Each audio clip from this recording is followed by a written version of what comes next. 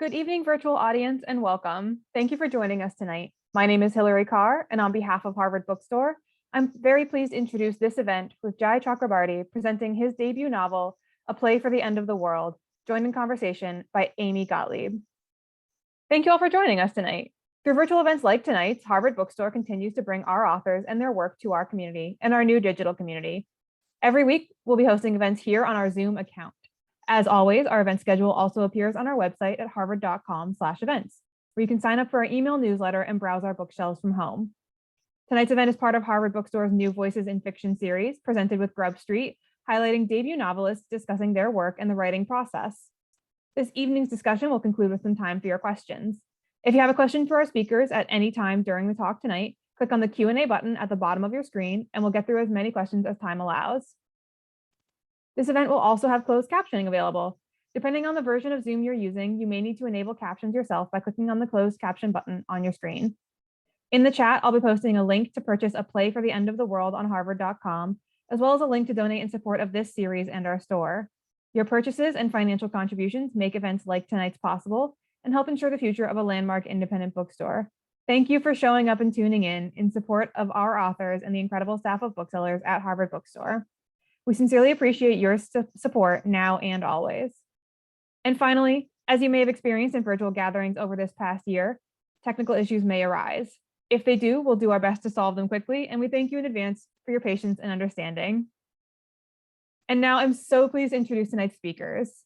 JAI CHAKRABARTI is an award-winning writer whose work has been published in the Wall Street Journal, Fast Company, and Writer's Digest, among other outlets.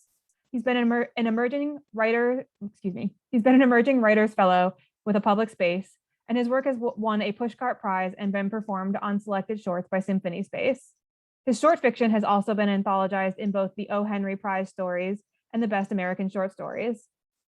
Tonight, JAI will be joined by author Amy Gottlieb, whose debut novel, The Beautiful Possible, was a finalist for the Harold U. Ribelow Prize, a 2016 National Jewish Book Award, and an Edward Lewis Wallant Award. Her writing has appeared in many outlets as well, including Lilith, Puerto del Sol, Storyscape, and the Bloomsbury Anthology of Contemporary Jewish American Poetry, among others. Tonight, they'll be discussing JAI's debut novel, A Play for the End of the World, which Oprah Daily named one of their best fall books, saying that this searing debut is a paean to art that transcends even the atrocities of genocide. And the Washington Post says it explores flawed, bewildered characters' fine-grained emotional shifts when confronted with confusing, violent political movements, and that it seems to ask us, are you struggling in this moment? And it answers, here, let me help you bear this. We're so happy to have them both here tonight, so without further ado, the digital podium is yours, Amy and JAI.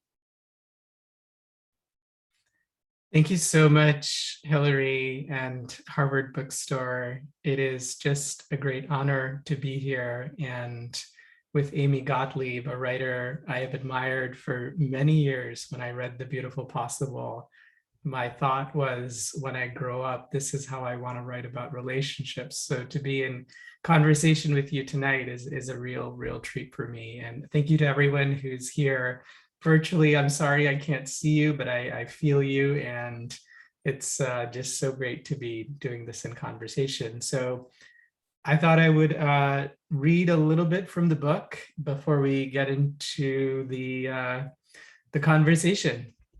And I'm going to start with the author's note, which explains the historical context of this book. On July 18th, 1942, weeks before the deportations to Treblinka, the Polish Jewish educator, medical doctor, and author Janusz Korczak staged a play at his orphanage in the Warsaw Ghetto. The performance was an adaptation of a Bengali play, Dakkar, by Rabindranath Tagore. Dakkar literally means the calling house. Nowadays, it's translated as the post office. Rabindranath Tagore wrote Dakkar in a village in India in 1911. A couple of years later, W.B. Yeats produced an English version.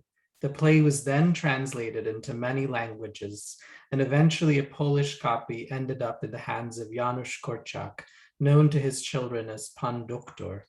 The play is about a dying child living through his imagination while quarantined Pan Doctor chose to stage the play to help his orphans reimagine ghetto life and to prepare them for what was to come.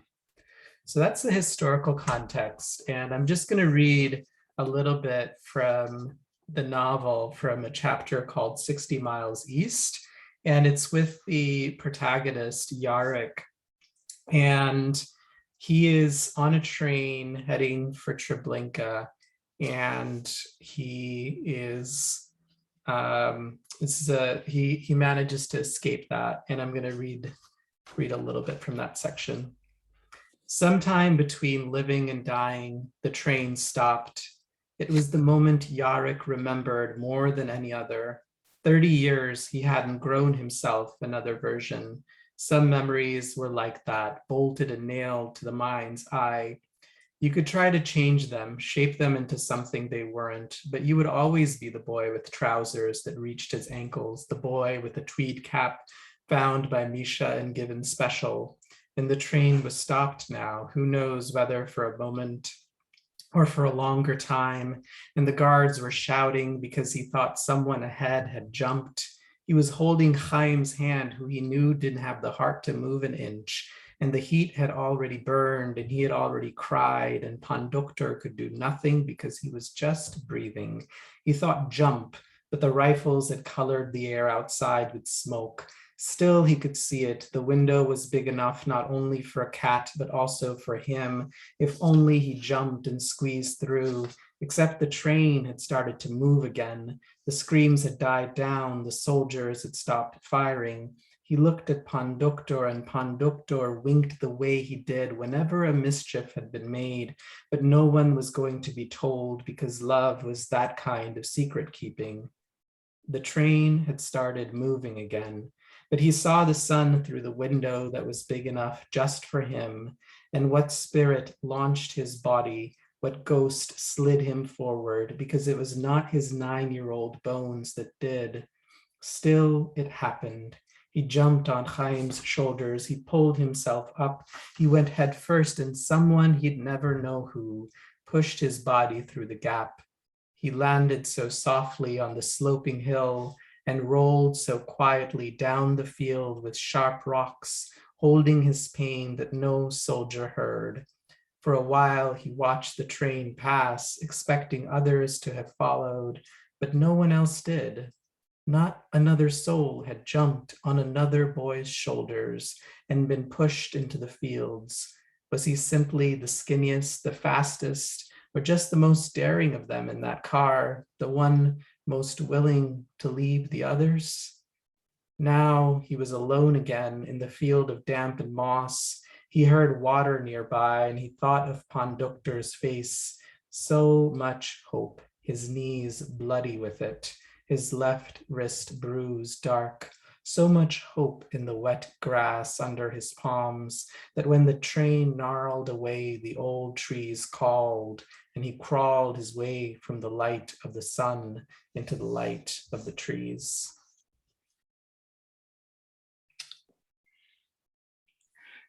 That is just stunning. Thank you for starting us off with that absolutely riveting passage, Jai. I want to say this novel is spellbinding in all the best ways. It has authentic characters negotiating deep and honest inner conflicts, a riveting story that spans generations and geography, historical truths, and even more. A Play for the End of the World has the hallmarks of great literary fiction: fully realized structure, lyricism, patterning, and pure beauty. Yeah, you take us on a journey that addresses the complex legacies of trauma, the cost of survival, and the role of imagination. That's very kind. Thank you, Amy. Oh, I meant every word. I just reread your book today, and I'm just stunned by its beauty and its magic. It's even more exquisite on a second reading. I also want to add a little aside that Jai and I have debut novels that are they're like cousins. I don't know if there are other recent American novels that talk about Tagore, the Holocaust, and Shantiniketan. So we're in a small club, Amy. yes, we're a club of two. Yes. So for people who haven't read your novel yet, do you want to tell us a little bit about the scope of the book and what they can expect? And I'm also curious about your vision for the novel. Yeah. So, I think of this novel as a love story that is unfolding in different dimensions and in different kinds of love. And so there is this love that Pan Doctor Janusz Korczak has for his children in the orphanage, which expresses itself as a fundamental decency around some of the choices that he makes to stay with his children, in the Warsaw Ghetto, despite offers and attempts by some of his friends to take him out. So that is a kind of love that, I find so compelling and uplifting. And then there's the love between Yarek, the protagonist, and Misha, who is the other survivor of this orphanage. And that is a brotherly love, a love of family that is something of a backbone for Yarek and his emotional life. And then there's the love, the romantic love that Yarek finds in New York City in the 1970s. And this is with an American woman from the South who has very little conception or historical background on the Holocaust. And so that is another kind of love. And all of those are ones that I wanted to explore, and the echoes of each of those. I think when we love so deeply, we contain that love then in different forms throughout our lives. And I was very interested in looking at all of these. And I suppose the last one would be the love that Yarek starts to feel toward a particular child in India. And that is another kind of relationship that blossoms later in the novel, and that puts him in tension with some of his other goals. Yes, and that particular relationship with the child was so tender because it takes us back to the beginning and Yarek's own childhood. Yes. So that was just beautifully done. So I want to step back for a minute and talk a little bit about your prose, which is particularly cinematic. You seem to be writing in the lineage of Michael Ondaatje. And I say that with the highest compliments. Is he an influence, and what other writers influence your work? He is a pretty big influence in my writing. So I think you are very astute in noticing that. He is a poet and someone who transitioned from poetry to prose, and that has been the trajectory of my writing life as well. So, my partner Alana and I met at a poetry community, and for many of my writing years in New York, I was really writing poems, and so finding a writer who had gone through that trajectory was really helpful for me. And also, he is willing to play with forms. In a book like Coming Through Slaughter, you've got fragments, prose poems, and other influences I would say would be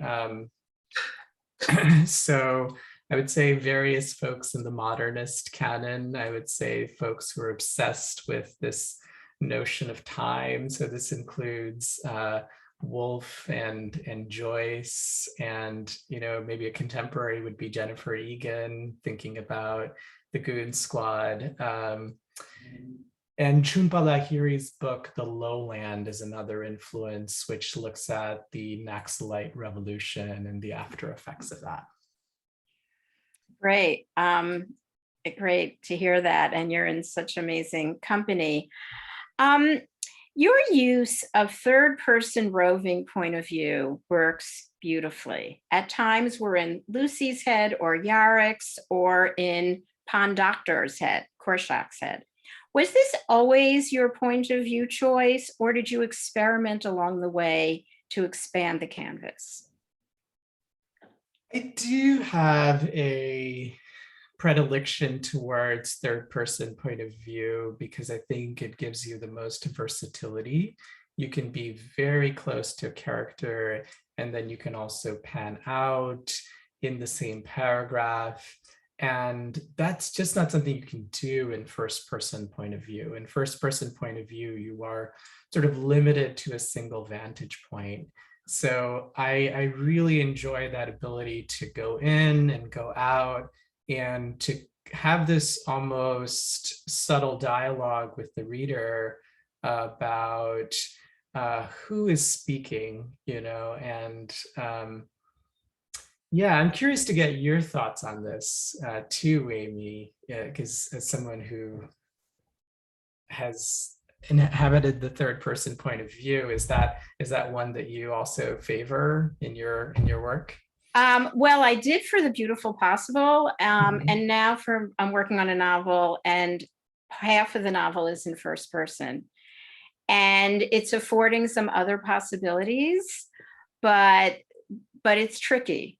But so far, I'm sticking with the experiment. I love it. Yeah.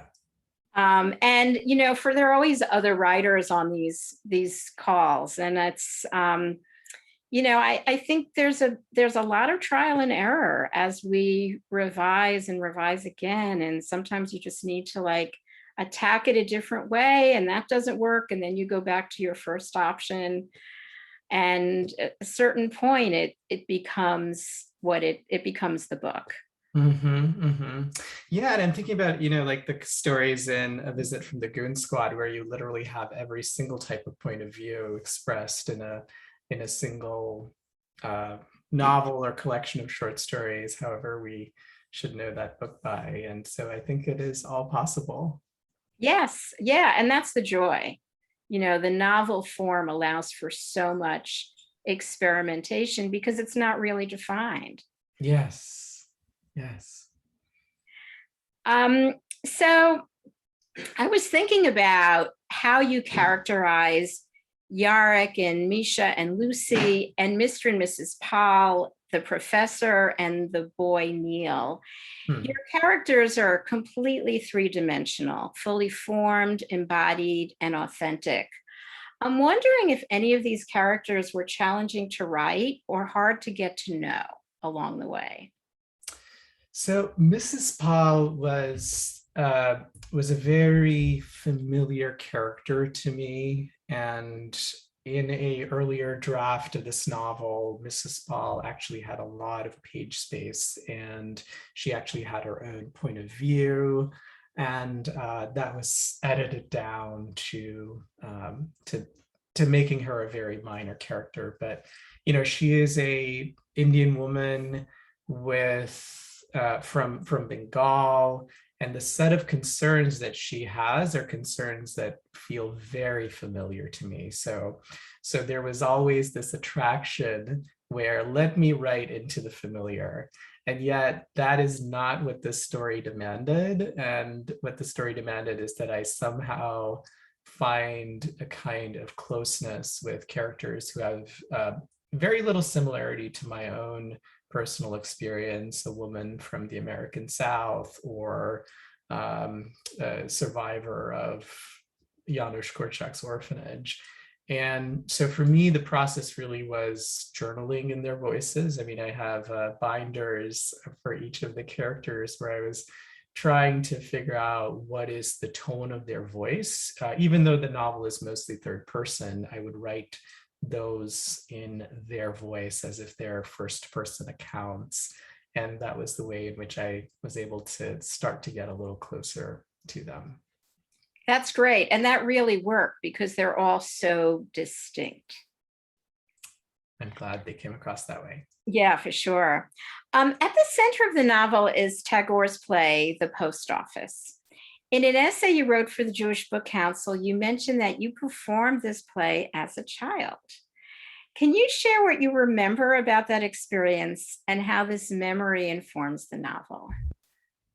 Yeah, so I mean, I had a very minor part in what was assuredly a ragtag production, but Tagore is a titan of letters in India, and he is, I mean, the closest analogy for folks who are not familiar with him is that he is sort of the Shakespeare of India, having written novels, books of poems, and short stories, paintings, a whole genre of music, as you know, Amy. So he is he's unavoidable, and every Bengali who's gone to school will have memorized at least one Tagore poem. So for me, encountering work of Tagore's in that context, and I first encountered this story at Yad Vashem when I was with my wife Ilanet, and to see that confluence of my birth culture and this other culture that I had become so close with was quite striking for me. Yeah, that's amazing. When we actually take apart what influences a work and how disparate things end up forming the weave of the novel. It's a lot of magic in it. There's serendipity, and there's also magic and integration. Yes, and so hard to track back to what specific life experiences lead to that process of serendipity or magic. So yes, it is rather mysterious at that point. Yeah. So this book is so masterfully structured. With each chapter, you shift perspective, yet your narrative control never falters. How did you achieve this in the course of revision? Was this an intuitive process throughout? Did you go from sort of an analytical head to intuition and back and forth? How did you write this book? Yeah, so I mean, I have the other part of my life is that I have a background as a math person and as somebody who learned how to code at an early age. And so while for me the generative process is deeply mystical and is one in which I try to avoid any kind of analytical encounter, the revision process is, however, different for me. And I do a lot of mapping out of stories to see what are the shapes that are coming out. There is a terrific essay I read on LitHub by Alex Olin on mapping out the shape of her stories. And that's something that I love to do, and just to diagram out what's happening, who is talking to who. And this is, of course, very different from what I would do in the generative stage. But once things are on paper, just trying to find out, what are the patterns here, and what are the patterns that I want to amplify, and what are the ones that I want to try and subdue. That's great. Yeah, that's a great approach. I do that too, and I find it so rewarding to actually think visually at a certain point in the process. So do you draw out the shape of the novel? Yeah, I fool around, and and it's also a great way to feel like you're working when you're not working. Yes. Right, like I'm doing research, or yes. Right, but I'm really sitting down with magic markers and making a picture. Which is all part of the process. Absolutely. Relatively early in the novel, you lend the point of view to Korchak, and you write this extraordinary sentence: "To live with any sense of fullness, you must be willing to bewilder yourself. Embrace the confusion of a world that is always falling away from you, a little at a time. This sentence carries the essence of both of what Lucy and Yarrick experience in their relationship. It also carries the essence of the novel. Can you say a little bit about this remarkable sentence? Oh, I think you have found a sentence that is very dear to me. And, before we got started tonight, I was talking about how earlier today I'd looked up the etymology of the word redemption and how it could be traced back to a mercantile act of buying something again to buy again.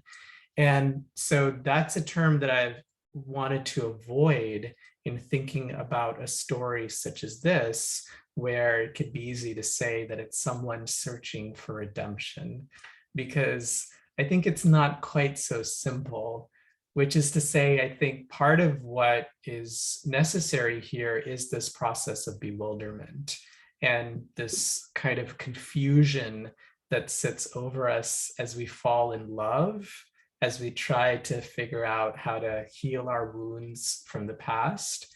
And what Lucy is able to offer Yarrick isn't anything as definitive as redemption, but it is something of a door, So I like this metaphor of the door more than I do the finality of the word redemption. And so that bewilderment was important to me in this novel.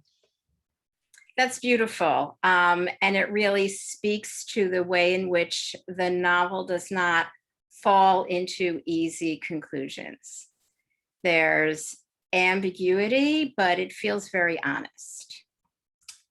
Yeah, that's my hope, yes, because I think these are not subjects for easy conclusions. Yeah.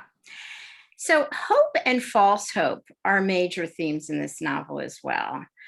The way in which Korchak gave false hope to the orphans so they'd face death without fear, and all the ways in which Lucy and Yarrick's relationship was a kind of dance between hope, false hope, and avoidance.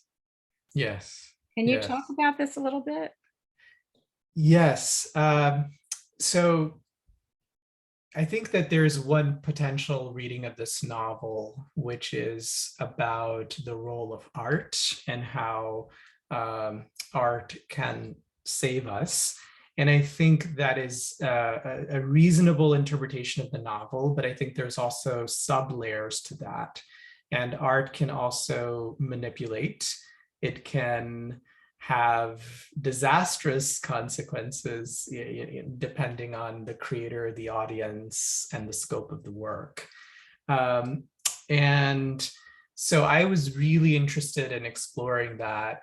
There's a particular aesthetic theory from in Sanskrit aesthetics where you can explore the different parts of a text. And for me, the play started to become that. So the play in Warsaw has a certain resonance there that feels profoundly uplifting to me. And the play that's then performed 30 years later, that same play, the same words, have a very different resonance. And so I'm interested in that kind of aesthetic investigation where you take the same act and then you explore it through these different kind of emotional overlays. Fantastic. There's so much depth to this novel, and there are so many ways to read it.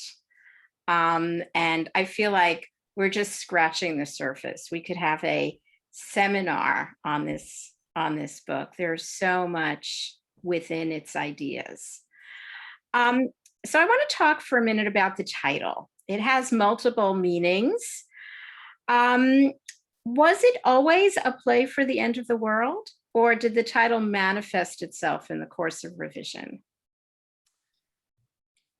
That title came fairly early on, and it comes from a conversation with Janusz Korczak and Igor Newerly. Igor Newerly is a historical figure. He was a good Samaritan who was trying to help Janusz Korczak escape from the orphanage. And instead, Janusz Korczak has a conversation with Igor where he says, "No, I can't leave. I'm putting on a play."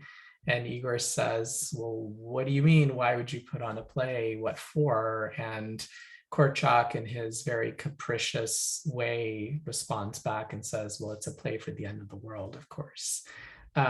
So that, when that dialogue came about, I felt like this is really the title of this novel.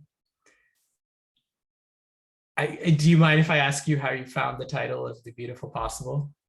Oh, it was embedded in the book.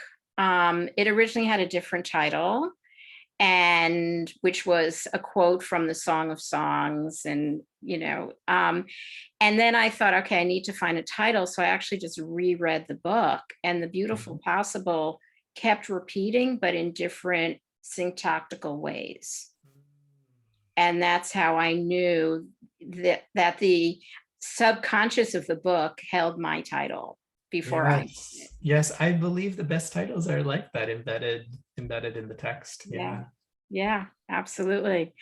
So by the way, we're going to talk for a few more minutes, but I want to invite people to post their questions in the Q&A, and feel free to type them in. So, Jai, in your recent essay for LitHub, you reflected on your writing process, and something was particularly intriguing to me and would be interesting to other writers here. You wrote that when you feel stuck in your writing, you ask two questions. Have I taken the right kind of pause? And have I invited the constraints that will help me wade out of the mud? Can you talk about these two questions and how they help you get unstuck? Yes. So I think, we are in this moment now where there's this language of production, of optimization. And I think that language is not particularly fruitful to the pursuit of artistry and to the deepening of our creative forms.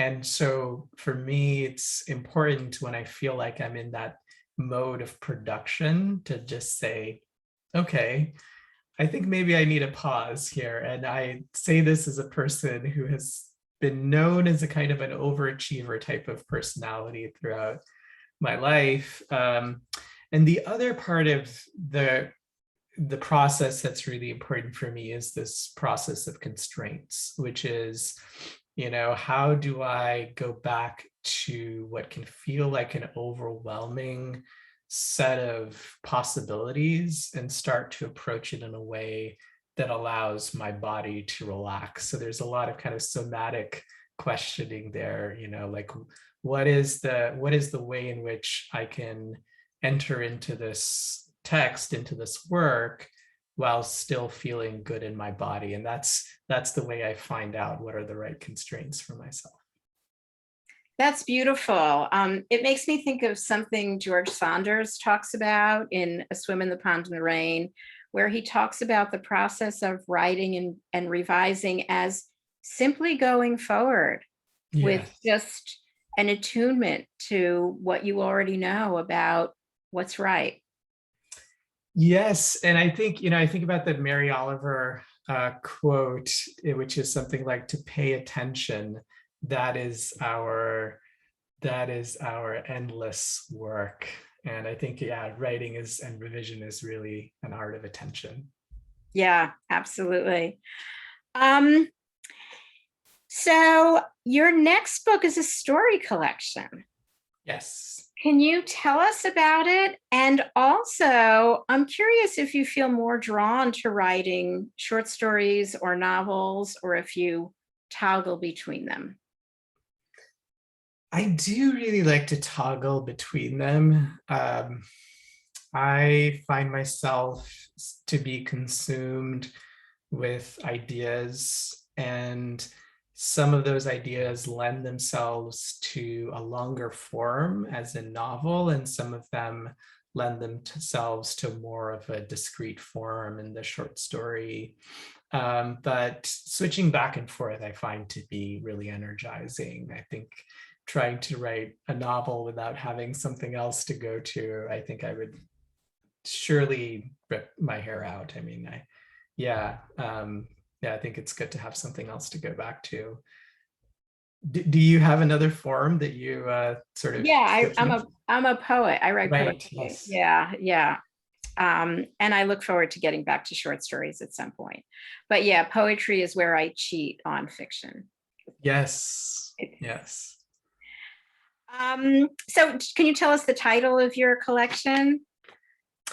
It's called A Small Sacrifice for an Enormous Happiness, which is one of the stories in that collection. So that is so beautiful. And when can we expect it? Spring of 2023. Oh, great. Pretty soon. Yeah. So one more question, and then we'll start the Q&A, which is, what are you reading now? And even more, what music or works of art have been giving you hope and sustenance? Yes. Oh my gosh. Well, I want to call out a few books that I read over the summer. One is a book of poems by Rachel Eliza Griffiths called Seeing the Body, her latest collection of poems, which is about the stages of grief in losing a loved one, a parent, and also about the emergence in this moment in this culture of an African-American woman finding her identity. And I want to also call out a book by Nawaz Ahmed, Radiant Fugitives, which is many things. It's experimental in ways with point of view, and it's exploring the tensions of a Muslim family as they struggle with questions of sexuality, as they struggle with questions of immigration and how to find themselves in this America. Great. Well, thank you for those recommendations. And let's see we have quite a few questions here. So when you edited the book, what did you leave out? When you remove themes or sections or scenes, do you sort of save them for future novels or stories? Yes, that's a great question. I love that question. I do have a folder of scenes that don't make it. I'm not sure if they will ever see light of day, but I do try to collect interesting moments. You know, the other day I was at a neighbor's house and she was talking about how she'd chased away a deer who'd gotten onto her property by banging two pans together, and it was sunset, you know, and I was like, okay, I'm going to write down that moment because I know I'm going to use it sometime in a story. And I do that for scenes that don't make it in the novel as well. So I kind of have a folder of delightful scenes. Right. Next question. Treblinka was a horror with little to no survivors. Is there a reason why you chose that camp over others? So I was compelled by the story of Janusz Korczak in The Orphanage, and the fact that Korczak had performed this play Dakar, or the post office, in his orphanage. So not so much specifically about Treblinka, but really about the story of Janusz Korczak and the trajectory of what would happen there. Okay, thank you. Can you repeat the names of the recommended books? Yes. So one of them is Seeing the Body by Rachel Eliza Griffiths. And she also has a novel coming out, I think, in a couple of years or next year, maybe. And the other one is Radiant Fugitives by Nawaz Ahmed. Thank you. What sort of research did you do in writing this novel? Did you travel to the locations of these performances? Yes, I did travel to all of the locations and spent time in all of them. And yes, and please, if you do purchase these books, please buy them from Harvard Bookstore or an independent bookstore near you. And so for me, I was at Brooklyn College at the time, and I studied with Robert Shapiro, who is a professor of Holocaust literature. And so I studied that period of literature and that genre. And he also connected me with Korczak scholars in Warsaw. So I went and visited folks in Warsaw to learn more about the life and times of Janusz Korczak. And I visited his orphanage at Krochmalna Lane, which is actually still an orphanage today, but without Jewish children. So I'm curious, when you went to the orphanage, had you already written that part of the novel, or did it inform what you wrote and how you wrote it, or was it sort of after the fact? Trying to remember, I don't think I had written that much yet. I'd written maybe 50 pages of the book at that point. So I think it was I think the trip was quite informative. At the same time, I'll say that the Warsaw of today is not the Warsaw of 1942.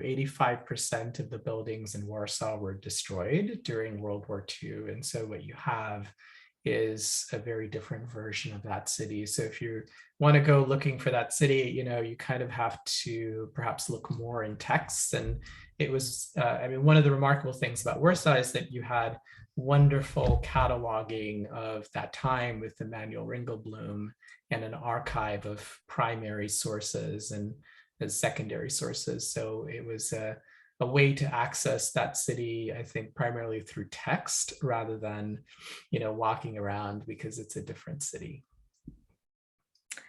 Okay, Sharon Grolman asks, can you repeat the most beautiful sentence? So I presume that's the one I read to you. Do you want to, do you have that handy, Jai, or should I read it? Maybe, yeah, I don't know if I have it handy. Okay. Oh, it's actually page 41. Okay. The one about bewilderment. Yeah, it's page 41. Okay, page 41. Okay, to live with any sense of fullness, you must be willing to bewilder yourself, embrace the confusion of a world that is always falling away from you a little at a time. That finally is his contribution back to the secret university. A little bewilderment can go a long way. Yeah. Yeah. Okay, this is a question for both of us. If you were going to write in a completely different genre from your normal type, what would you pick? That is to say, what is your dream genre? Oh, I want to hear you talk about this. No, Jai, you go. I want to hear yours. Your dream genre. My dream genre.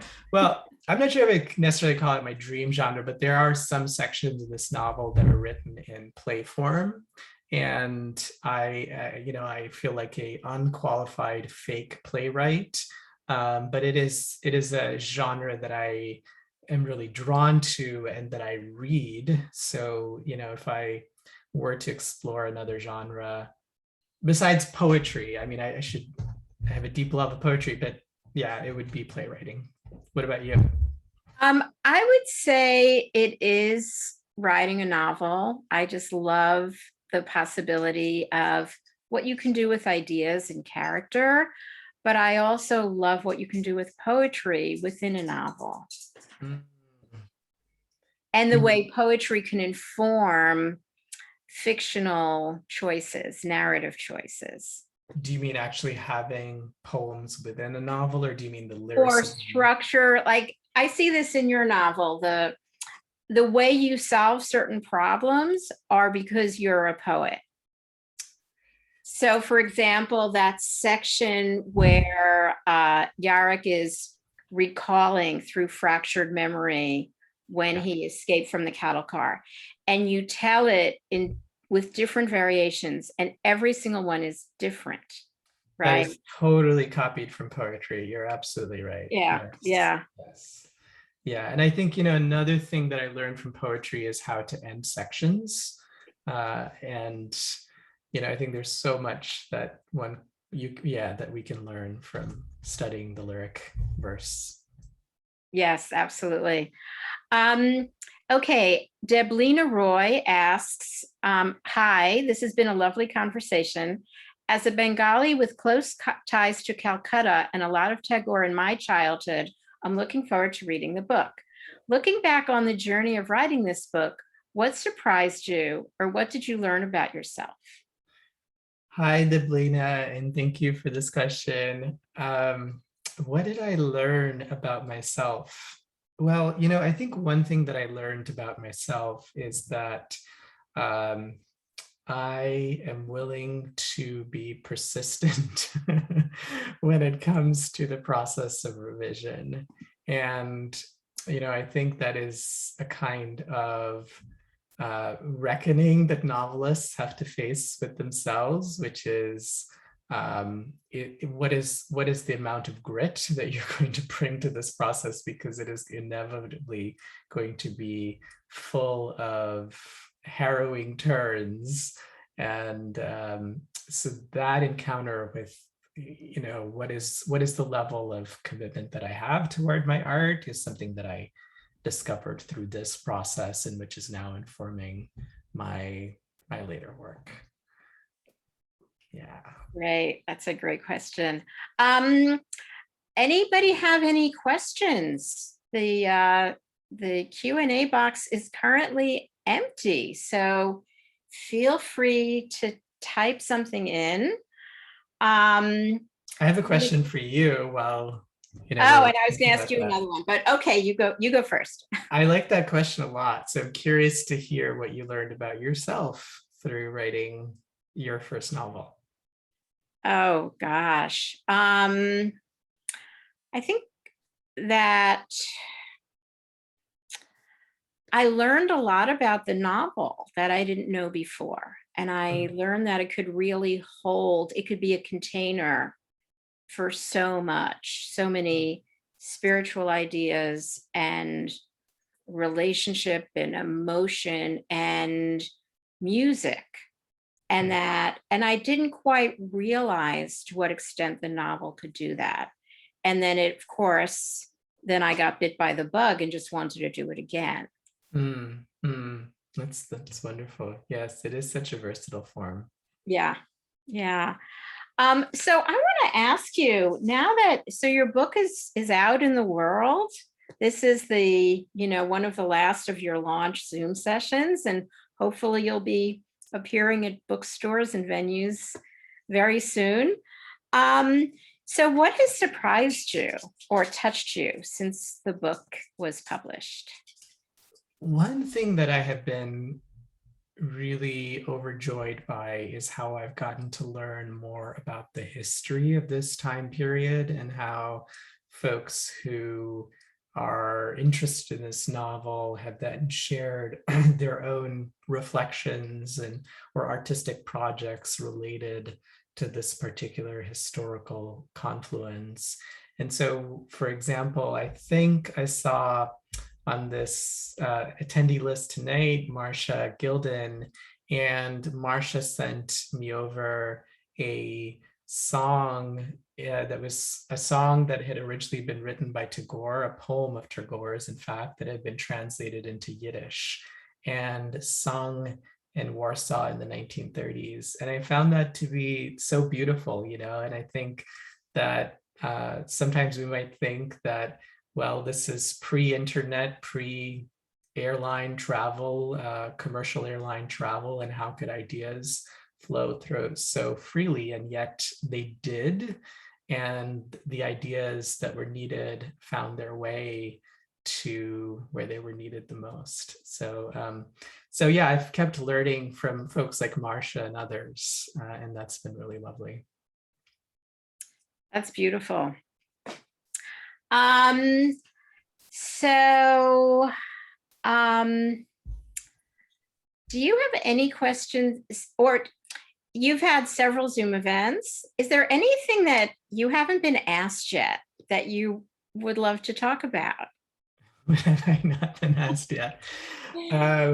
One funny thing was someone asked me whether granola bars existed in the 1970s. Oh, right. So there were lots of historical little bits of history that I had to verify in the writing of this novel.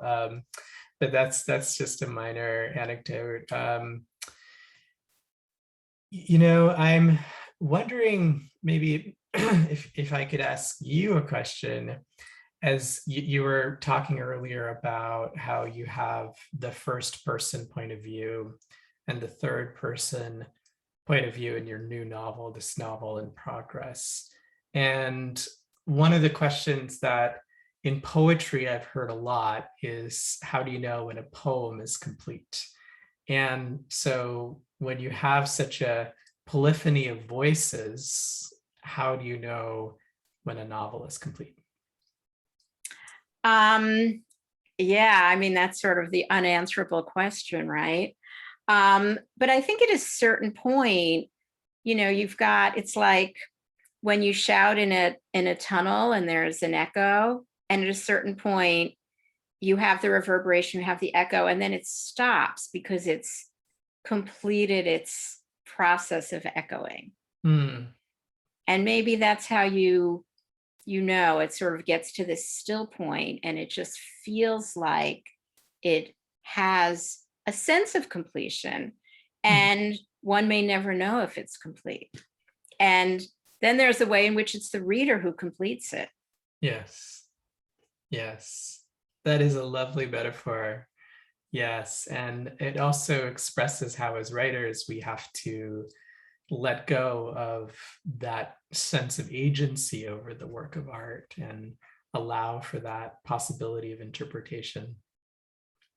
Right. And your book has so much spaciousness for the reader to really delve in and ask questions and live inside this world. Thank you. So one more question: were there granola bars in the 1970s? Yes. So so it turns out that granola was created in the 1960s, but that was the granola cereal. And then the first granola bars were actually created in the early 1970s. So they were around, but it's a little bit of a stretch as to whether they would have made it into New York City, into the popular consciousness at the time. So you could kind of go either way. And there are always readers who will ask those kinds of questions. Yes, which I love. I mean, I love that kind of close reading. I was the copy editor who I was working with at Knopf.